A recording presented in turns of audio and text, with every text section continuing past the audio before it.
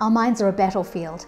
Our normal rate of talking is about 200 words a minute, but we can think at a rate of over 1,000.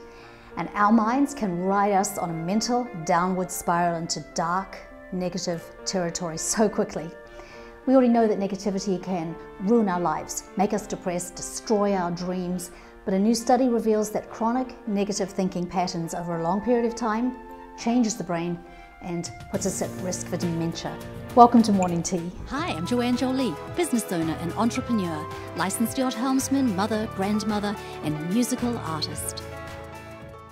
Negative attitudes affect our intelligence and our ability to think properly.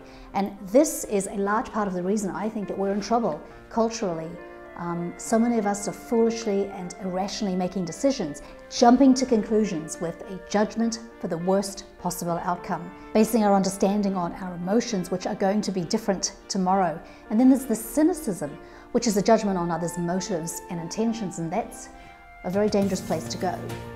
Unfortunately, we are naturally drawn to negativity, and the news outlets know this. They're happy to feed our fears, our outrage, and shock us, and today the news is more negative than it's ever been.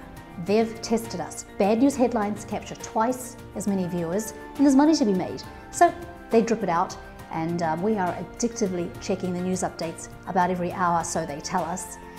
And these are the reports that exaggerate. They distort the facts, twist things, outright lie even. It just seems without any conscience anymore. A news outlet in the UK did an experiment. For one day, they reported only nice things. Today, there were no accidents even though there was snow on the road. Viewership went down 2/3. Children are very sensitive to negativity as they're growing and learning about themselves and their environment. I really worked on this a lot while I was raising my 5, and I always tried to correct them in the positive.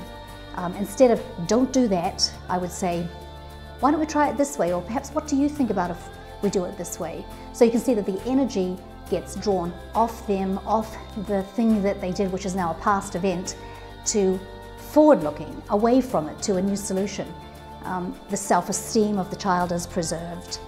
So I would say that practicing positivity with your children is a really great way to start improving your own skills.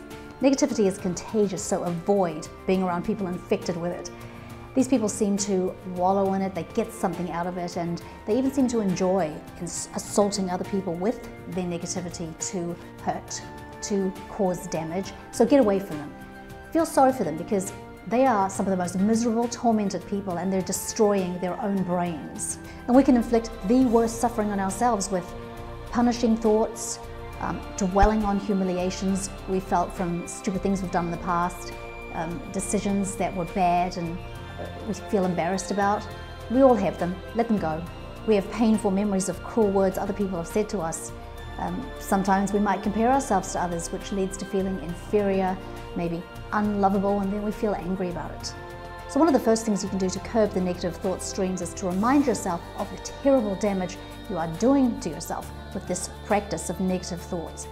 And then make a concerted effort to train your mind to stop these thoughts and replace them with something better. I just fell into this yesterday. Couldn't believe it. I was playing through a piano sonata and messed the thing up.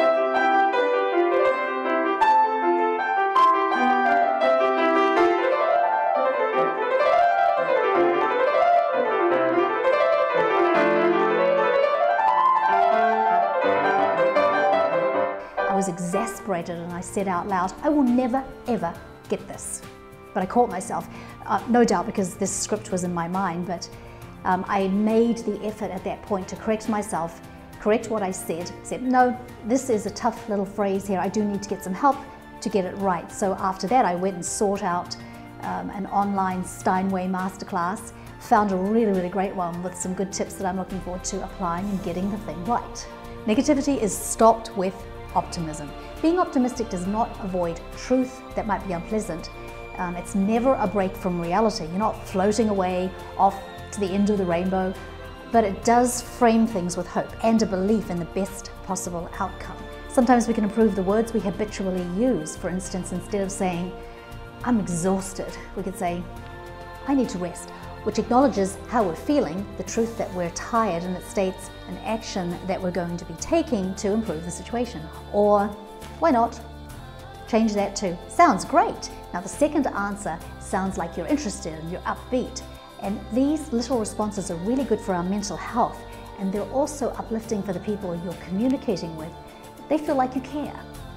If the situation raising negativity is perhaps a difficult child or issues in your work environment, then realize that these things are temporary, and at some point they are going to resolve, they're going to end. The child will grow up. You can make moves to change your work environment, but know that you're learning something through this process. You're becoming stronger, wiser as you flow with these challenges rather than fighting and bumping up against them. These things often boil down to very basic things that can help to examine what the triggers are for the negative thoughts when they arrive. Perhaps you're angry at failing something, or you're envious of seeing someone else who has what you want, or is they where you would like to be. And this is where gratitude is the healer. You can say, I don't have that, but I'm so grateful I have this. Changing our ingrained thought patterns is not easy, but it always helps to start by being honest and sort of analyzing what you're saying to yourself, acknowledging the negative thought. For example, if you tell yourself, I will never be good enough, recognize that you're using an absolute, and the never only arrives when you're dead.